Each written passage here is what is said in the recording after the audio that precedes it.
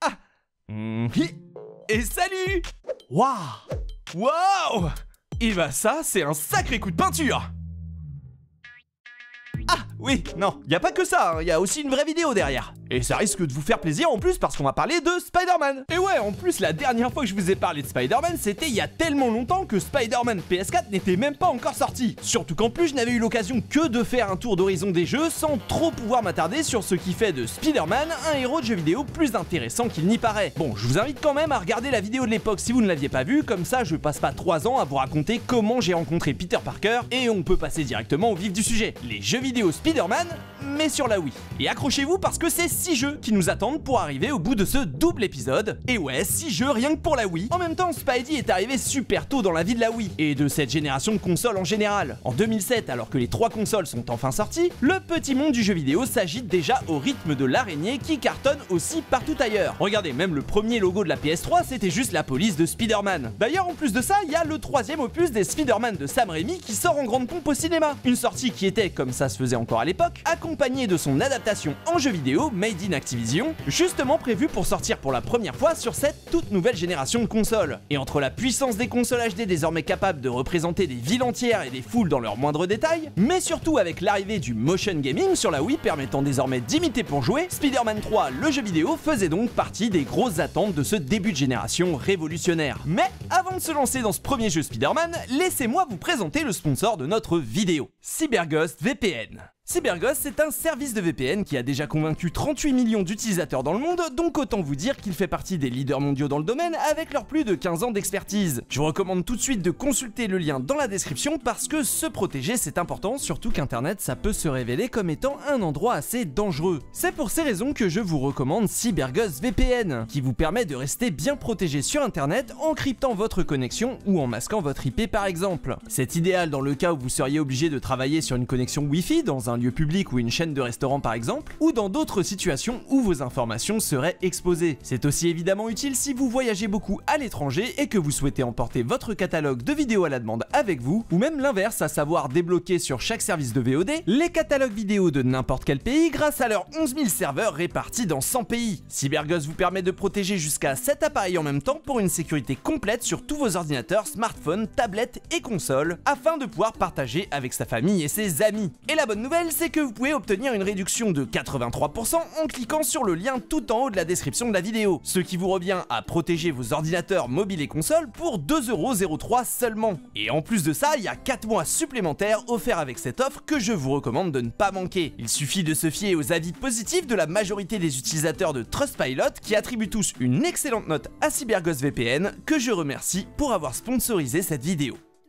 Et alors, pour vous parler du jeu Spider-Man 3 correctement, il faut que je vous parle un tout petit peu de Spider-Man 2. Ce jeu, c'est ce qu'on appelle une pierre angulaire du jeu open world, au même titre que GTA 3 il y a longtemps, ou Breath of the Wild il y a moins longtemps. Alors, je vous passe son système de combat vieillot et sa caméra un peu hasardeuse pour qu'on se concentre sur ce pourquoi ce jeu Spider-Man avait fait sensation à l'époque. Premièrement, la découverte d'un moteur de déplacement en web swing dans la ville ouverte. Dans ce jeu Spider-Man, on ressent pour la première fois la sensation de se balancer de toile en toile, puisque tout est basé sur une physique de balancier très fun à exploiter, en plus de toutes les petites mécaniques qui gravitent autour, qui sont principalement héritées de jeux de plateforme en 3D comme le double saut pour changer de direction en plein vol, ou les wall jump lorsqu'un immeuble arrive un peu trop vite. Et oui, les jeux Spider-Man font bien partie de la catégorie des platformers. C'est d'ailleurs pour ça qu'on retrouve dans cette formule quelques mouvements qui permettent de subtilement corriger sa trajectoire, comme les sauts de toile qui permettent de parcourir en l'air les quelques zones sans toiture ou rebord pour y accrocher ses filaments. Et deuxième point important, dans Spider-Man 2, c'est la première fois qu'un jeu de super-héros propose une formule aussi ouverte, avec un scénario riche, des missions variées pour nous faire swinger d'un bout à l'autre de la ville, mais aussi un large choix de missions secondaires et d'événements aléatoires pour vous mettre véritablement dans la peau d'un justicier super-héroïque. Une véritable avancée qui n'est pas anodine, puisqu'après ça, le genre entier du jeu vidéo de super-héros sera défini par sa notion de monde ouvert, de Infamous à Batman Arkham, en passant par la plupart des jeux Spider-Man qui ont suivi. Alors évidemment, évidemment, tout dans le jeu n'était pas encore parfait. Mais maintenant, vous comprenez pourquoi à l'époque il avait laissé une forte impression. Nous sommes donc en 2007 et Spider-Man 3 sort au cinéma et en jeu vidéo sur toutes les plateformes de l'époque, y compris les consoles portables et la PS2 qui était encore loin d'avoir dit son dernier mot, une version PS2 jumelée avec la version Wii conçue par Vicarious Visions et qui ne s'éloigne pas trop de la version principale en HD qui était toujours développée par Treyarch en plus du Call of Duty annuel. Et oui, c'est ce jeu sur console HD qui est devenu un mème à cause de ses cinématiques de QTE ratées.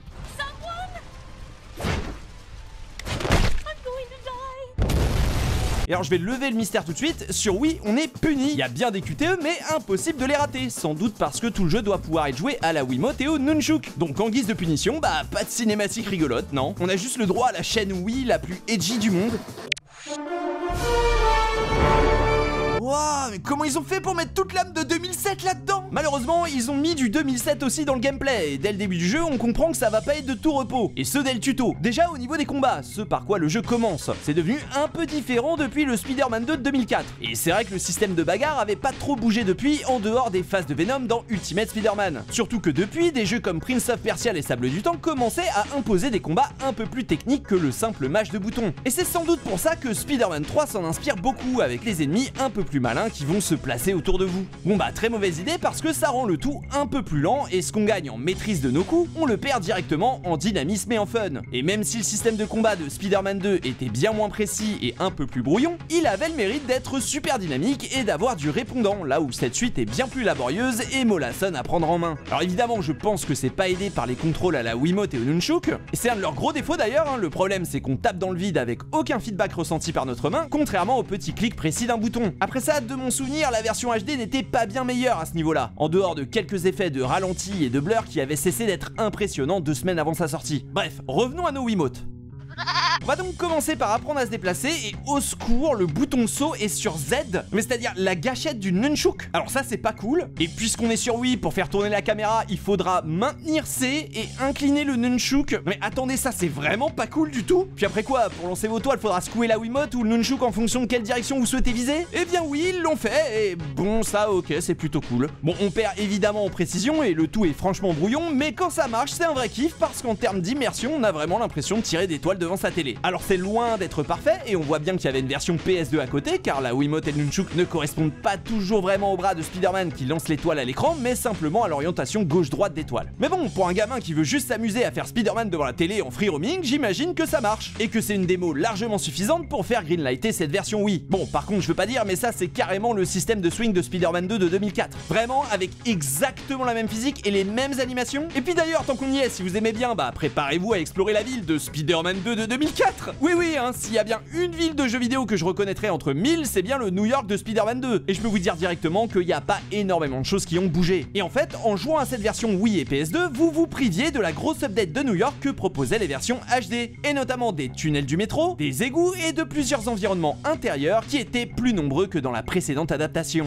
En fait, ce Spider-Man 3 sous-version, c'est vraiment du bricolage. Et attendez avant de vous moquer parce que c'est compréhensible. Tout le moteur, les systèmes en monde ouvert et une bonne partie des assets viennent du Spider-Man 2 de 2004, y compris le HUD qui a à peine été rafraîchi. Et ça, c'est ok. Et je comprends la logique derrière le développement de cette version par Vicarious Visions. Si le jeu de Treyarch tourne sur PS2 et GameCube, c'est que ça tournera aussi sur PS2 et GameCube blanche pour peu qu'on ne touche pas à grand chose. Et ce pas grand chose, c'est surtout le système de combat, mais aussi les grands écarts que le jeu doit mettre en place pour suivre la même trame scénaristique que les versions HD, car il utilise la plupart de ses cinématiques. Et cette version Wii, avec des phases d'open world complètement différentes, doit donc sans cesse raccrocher les wagons afin de coller au scénario de la version principale qui utilise tout un tas de nouvelles mécaniques comme les intérieurs sans temps de chargement et surtout des séquences de boss en QTE conçues pour faire impressionnant et stylé et qui finissent par ressembler à du shitpost une fois retranscrites pour l'ancien moteur. Et d'ailleurs ça aussi ça fait partie des seuls vrais ajouts de ce Spider-Man 3 pour les consoles 128 bits par rapport au jeu de 2004. Ça et le costume sombre dont l'utilisation sur Wii et PS2 est limitée dans le temps contrairement à la version HD et en vérité la seule chose exclusive que propose cette version Wii et PS2 c'est une side quest complète dédiée à Morbius, mais en fait je sais pas si vous avez envie d'échanger Morbius contre une caméra incontrôlable, des combos qui s'arrêtent à cause de l'imprécision de la Wiimote, et le web swing qui devient vite frustrant dès qu'il faut devenir un tant soit peu précis. Et tout ça devient d'autant plus gênant dans les nombreuses missions chronométrées du jeu qui sont d'ailleurs calquées sur celles de 2004. Bref, si vous vouliez jouer à Spider-Man 2 en moins bien avec des combats plus mous et avec un Night-Toy à la place d'une vraie manette, alors jetez-vous sur Spider-Man 3 sur Wii. Sinon, oubliez-le et faites comme s'il n'avait pas existé. Et oui, je sais, je suis méchant, mais moi au moins je sais descendre des escaliers correctement. Bon j'imagine que Spider-Man 4 sera mieux. Ah oui, ça, c'est vrai qu'il a l'air bien Spider-Man 4. En tout cas, les travaux préparatoires du film donnent déjà l'eau à la bouche. Il y a même Mysterio, aussi ridicule que la dernière fois qu'on l'a croisé. Enfin, ça, c'est pour ceux qui avaient fait Spider-Man 2 de 2004. Quoi qu'il arrive, le film de Sam Raimi est sur de bons rails et tout le monde attend la suite des aventures de Spider-Man au cinéma. Ah, ok.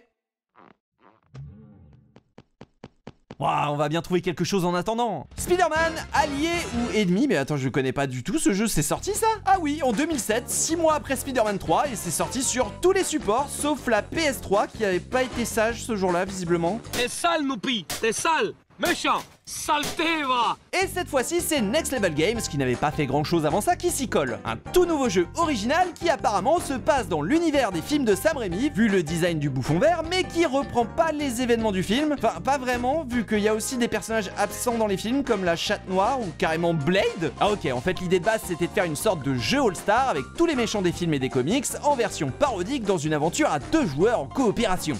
Ouais.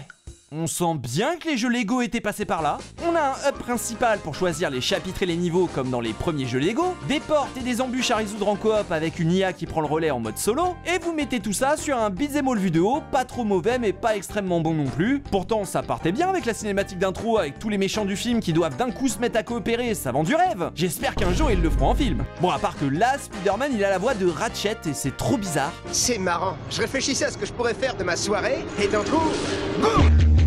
Bon, au moins cette fois-ci, toutes les versions consoles sont identiques, en dehors des graphismes qui varient d'un support à l'autre. Sauf la version Wii qui propose évidemment en exclusivité des contrôles à la Wiimote. Et ça tombe bien, parce que c'est une bonne raison pour pas trop m'attarder dessus, en plus du fait que c'est vraiment feignant comme jeu. C'est un petit beat'em all jouable à 2, avec une histoire qui tient à peine debout, et des cinématiques beaucoup trop soignées pour ce que c'est. Et comme d'habitude avec ce genre de jeu, c'est très répétitif, et on fait vite le tour des améliorations et des personnages. Et après la tripotée de monde ouvert sortie depuis Spider-Man 2, je pense que personne ne s'attendait, ni n'avait envie de jouer à ça. En plus, dans le même genre, il y avait Marvel Ultimate Alliance avec Spider-Man dedans, qui était sorti partout, y compris sur Wii, et qui est bien plus riche et intéressant pour quiconque chercherait un hack and slash bien répétitif pour se vider la tête. Et puis, même en oubliant le monde ouvert, hein, un petit jeu à 2, un peu spin-off, j'ai rien contre. J'avais d'ailleurs justement adoré Batman, l'Alliance des héros pour ça. Mais on voit très bien qu'avec Spider-Man allié ou ennemi, on est bien loin de l'originalité, la variété ou le fun du spin-off coop de Batman sur Wii. Et ce dernier prouve bien qu'il y avait autre chose à tenter qu'un cash grab avec autant d'âme qu'un produit dérivé, sorti vite fait entre 2 jeux vidéo adaptés de films Spider-Man.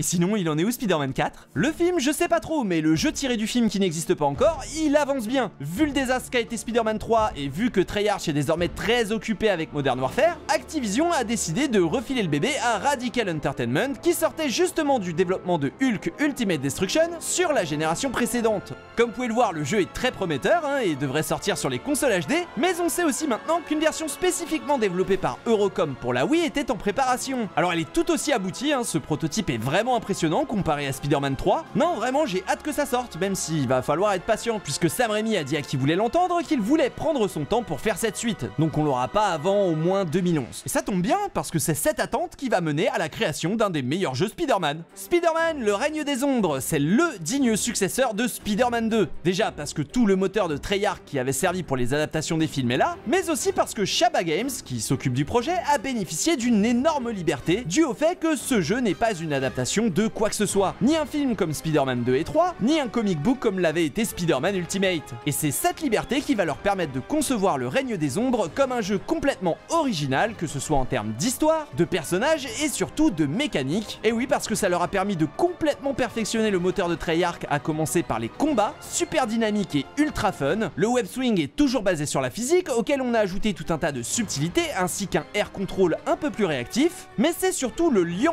entre les combats et les déplacements en toile qui semble avoir été le plus retravaillé, avec des affrontements beaucoup plus fluides, qu'ils soient au sol, sur les murs des immeubles ou aériens. On se souviendra notamment de la fameuse frappe de toile qui permettait de s'agripper et de rusher sur un ennemi à n'importe quel moment, qu'il soit au sol ou en l'air, et qui permettait de rendre les combats aériens longs et intenses avec énormément de retournements de situation. Vous ajoutez à ça le fait de pouvoir changer entre le costume de Spider-Man et sa version symbiote à peu près à n'importe quel moment, ce qui se répercutera dans les cinématiques suivantes, des méchants emblématiques de l'araignée avec des designs uniques, des alliés issus de tout l'univers Marvel comme Wolverine ou même Moon Knight, et vous avez là l'un des jeux Spider-Man qui se rapproche le plus de la formule moderne de l'araignée et de ce qu'elle a pu proposer jusqu'ici. Pas forcément dans son ambiance, mais plutôt dans sa philosophie. Et oui, j'avoue tout, j'ai fait cette vidéo uniquement pour pouvoir rejouer à ce jeu. Allez, hop hop hop, on y va, j'ai envie d'y rejouer moi, même si c'est la version Wii. Ah, et c'est reparti pour cette cinématique emblématique qui elle aussi est devenue un mème d'ailleurs.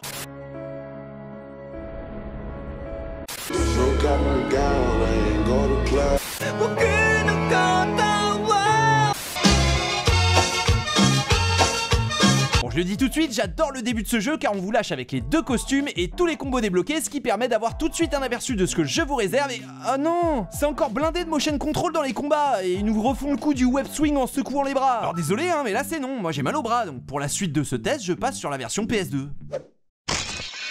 Donc on disait la cinématique d'introduction, mais c'est quoi ça? Oh non, mais me dites pas que la version PS2 c'est un portage du jeu PSP. Bon bah je retourne sur la version Wii visiblement. Ouais, et au moins cette fois pour swinger on secoue juste la Wiimote, hein. Pas besoin de se diriger en choisissant la Wiimote ou le Nunchuk, c'est le stick qui s'occupe de tout. En plus de ça, les combats sont un peu plus permissifs que dans Spider-Man 3, donc les coups de Wiimote sont un peu moins contraignants de par leur imprécision. En vrai, tout est un peu mieux fichu que sur Spider-Man 3 et on saute enfin en appuyant sur le bouton A comme tout le monde. Et tant mieux parce que le portage est quasi 100% fidèle aux versions HD. Alors certes, les graphismes ont été downgradés à mort et le framerate a du mal parfois à rester stable. Mais tout ce qui fait du Règne des Ombres un jeu plaisant à jouer y est. Le web swing est réussi, le système de combat jouissif et le système de choix entre la voix bienfaisante de Spider-Man ou le chemin sombre du symbiote aussi. Ouais, et ce malgré le fait que le jeu se serve de vidéos de la version principale pour la plupart de ses cinématiques. Et pourtant, c'est bien le dernier costume que vous portiez qui est utilisé, ce qui veut dire que chaque cinématique est présente 2 fois sur la galette. Alors comme ça paraît pas, mais il y a beaucoup de jeux à l'époque qui ne faisaient pas attention à ça en utilisant les vidéos d'une autre version, et je ne compte même plus le nombre de fois où j'ai vu mon personnage changer de tenue à chaque cinématique. Et si je vous parle de tout ça, c'est surtout pour vous montrer à quel point cette version Wii est généreuse. La version HD par exemple proposait un système d'appel d'alliés qui vous permettait d'appeler un autre héros ou anti-héros pour vous aider lors de n'importe quel combat, système qui a dû malheureusement être coupé de cette version Wii. Et ouais, en voyant le jeu on sent bien que la Wii est déjà sur le point d'exploser, donc rajouter une IA pour coopérer ça aurait été un peu la goutte d'eau, mais qu'à cela ne tienne, à la place ils nous ont mis tout un tas de costumes alternatifs pour Spidey comme on avait déjà pu le voir dans les Spider-Man de la PS1 et dans le Ultimate Spider-Man de Treyarch par exemple. Et ouais, juste pour la version Wii et pas pour les versions HD. Et c'est pareil pour ce move ultra stylé avec le Spidey symbiote qui vous permet de balancer des objets à la volée. Ça aussi c'est un truc que vous ne pouvez faire que sur Wii, et je vous assure que c'est très utile pendant certains combats. En fait, et quelle que soit sa version, le Règne des Ombres est un des jeux Spider-Man les plus modernes auxquels vous pourrez jouer en dehors des 3 jeux d'Insomniac. Sa structure mission secondaire, principale et d'événements aléatoires au sein de l'open world tiré du Spider-Man 2 de 2004 fonctionne encore très bien, et les nombreux choix à faire dans le jeu, même s'ils n'affectent que quelques cinématiques et combats de boss, sont suffisants pour s'impliquer dans ce scénario résolument comic book dans son approche de l'univers de l'araignée. Et c'est peut-être au final ce jeu qui ressemble encore le plus au Spider-Man sorti récemment, tant une bonne partie de ses mécaniques de jeu uniques se sont retrouvées canonisées par Insomniac, comme le fait de surfer sur les ennemis ou simplement l'excellente frappe de toile dont je vous avais parlé. Dommage qu'à l'époque de sa sortie, peu de gens se soient rendus compte de son potentiel, et ce malgré une très bonne réception des joueurs sur console HD et une version Wii parfaitement valable qui aura fait rêver de nombreux fans de l'araignée sympa du quartier. En fait, le problème c'est que le game du super-héros il était en train de changer. D'un côté on a Prototype et surtout Infamous qui sont rentrés dans l'équation. Bon, je mets Batman Arkham de côté pour le moment parce que sa formule open world était un tout petit peu plus contenue à l'époque, mais il n'en démérite pas moins et on va avoir l'occasion d'en reparler. Mais personnellement je trouve qu'à cette période il n'y a aucun soft qui avait fait bouger le jeu de super-héros en monde ouvert comme